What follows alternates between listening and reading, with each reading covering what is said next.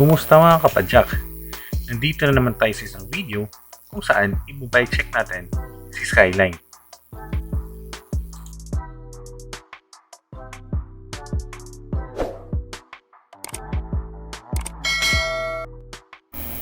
Ito pala ang ginagamit yung bike ngayon. Skyline Hover. Binili ko yung bike na to last year, June 11. Isa siyang budget bike na may kasamang mga generic na parts. Pero hydraulic brake ang preno niya. Nalala ko Logan ang kanyang tatak. Kaya ako siya siguro nagustuhan. Price niya noon is 8,600 during that time. Kaya swak na yun. Sa ngayon kasi naglalaro sa 9,500 to 10,500, minsan 11,500 pa ang presyo ng Skyline. Actually, konti lang ang alam ko tungkol sa brand na Skyline. Pero ang alam ko, ang nagdi-distribute sa kanya ay Foxter. So, meron siyang iba't ibang variant. Isa na nga dyan ang Skyline Blackhawk, Skyline Hover, Skyline Super, at ang I think bago ito ngayong taon, ang Skyline Roller. Para tingnan natin yung mga parts ng ating Skyline Hover, gagawa tayo ng parang pattern. Okay? Gagawa tayo ng letter M. So magsisimula tayo sa likod na parts, paakyat ng saddle, pababa ng sa may pedal na parts, then akyat ng cockpit, then papunta naman sa harapan na bahagi ng ating bike. So ang unang part na titignan natin ay ang kanyang RD. So ang gamit yung drivetrain dito ay Shimano Alivio na 9-speed. So 3x9 para at least may pang-ahon, merong pang remate o di kaya gusto mong mabilis sa patag, at least meron kang malaking chainring. So mamaya pag-uusapan natin yung tungkol sa chainring niya. Pero yun, Alivio na RD, tapos yung kanyang chain ay Cole na 9-speed. So ang nakakabit na cogs dito ay ang pang Shimano Altus na 9-speed Hyperglide Black na cassette sprocket. So meron siyang 11 teeth sa pinakamaliit na sprocket, then 36 teeth naman sa pinakamalapad na sprocket. So dito naman makikita niyo na ang brake set na gamit ko ay ang Shimano MT200 na hydraulic brake na merong 160mm na rotors. Tapos ang kanyang hubs ay Speed 1 na Pilot. So ito ang pinilit ko nung unang nasira yung hub nito. So pinalitan ko siya ng non-series, tapos nag-upgrade ako sa Speed 1 na 32 holes, tapos ratchet sound. So medyo tunog mayhemen daw. So eto naman ang sensor ng aking speedometer na Lexada. So yan yung sensor niya, saka yung magnetic para sa speed. Tapos eto naman ay ang para sa cadence, sensor ng cadence. Tapos ang kanyang magnet ay dito nakakabit sa crank.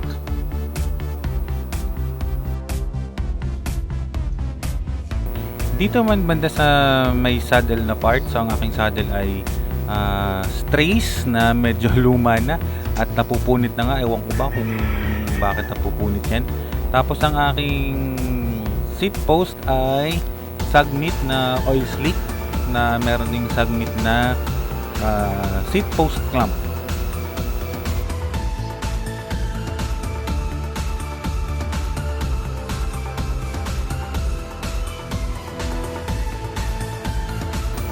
So eto naman ang aking saddle bag. Okay, wala naman siyang brand, pero at least nalalagyan ko siya dyan. Nandyan yung aking spare tube, mga tools, patch kit, multi-tool, tsaka nakakabit dyan ang isang rare na ilaw. So eto naman ang kanyang FD, ang Alivio FDM 4000. Ang itsura niya ay parang pang Diore daw sabi nung mekaniko. Tapos ang crankset ay ang Shimano Alivio M4050 na may 22, 30, tsaka 40 teeth. So naka 3x nga siya.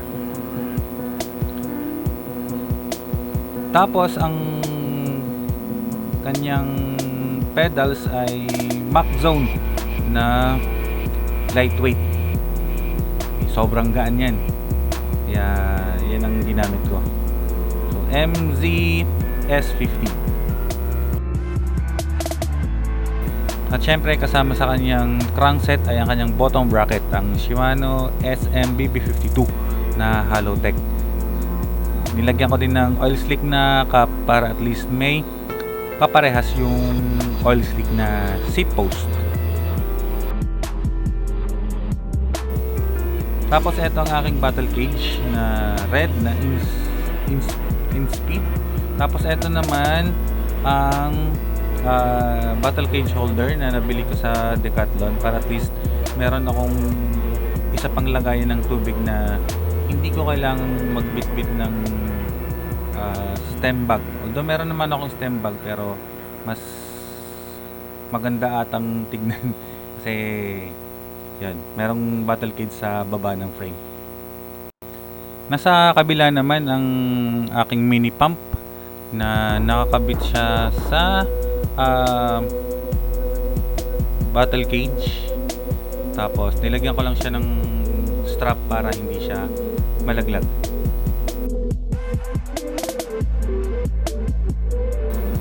Okay, so ito naman ang aking top tube bag na Rock Brothers top tube bag. Okay, so dyan ko nilalagyan ang cellphone, pera, kasi ayoko maglalagay ng mga gamit sa back pocket ng jersey. Tapos ito naman ang brake lever ng Shimano MT200. Tapos Sagmit na grip, Mountain Peak na handlebar. Tapos ito ang aking Lexada na speedometer. Although pero ginagamit ko lang siya as speedometer, pero meron siyang cadence, mayroon din siyang heart rate, temperature, at saka marami pang iba. Hindi ko lang may pakita kasi lobat. So nabili ko sa Shopee. Hindi ko lang matandaan kung magkano yung presyo, pero bala ko ding magpalit ng speedometer, yung GPS, para hindi na kailangan ng sensor doon sa baba, and yung pwedeng maikabit sa Strava kasi ang bilis makadrain ng cellphone ang pagbukas palagi ng Strava buong ride.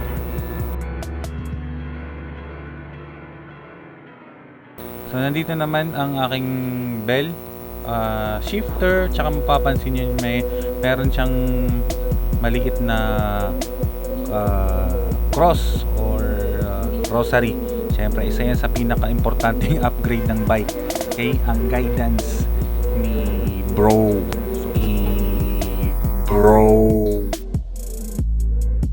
So ang sunod ay ang weapon storm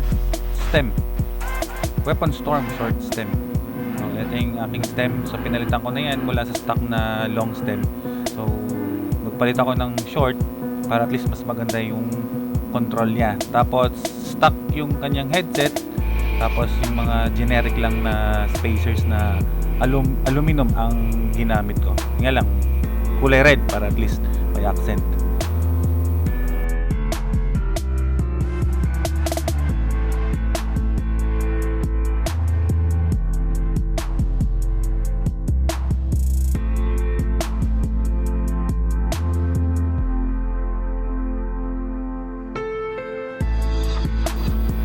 kanyang fork ay rebranded na Skyline.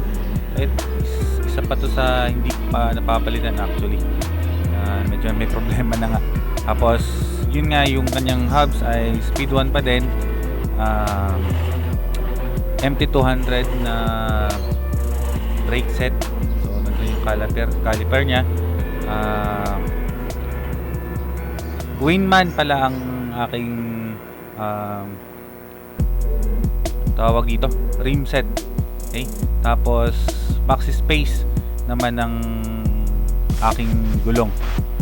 27.5 ang laki ng gulong niya. Tapos meron din ako ditong Aerowick na mudguard.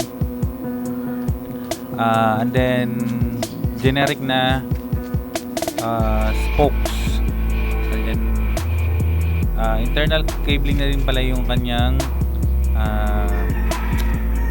frame. Kaya nakatago talaga siya. So, malinis siya tingnan.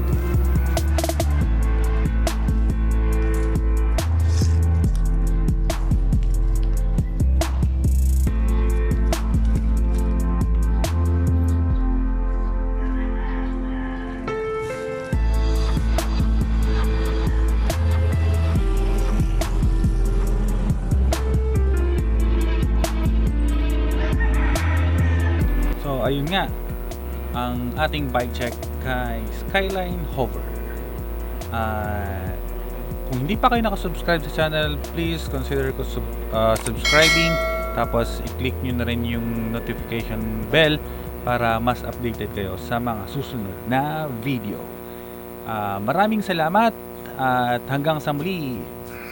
Peace!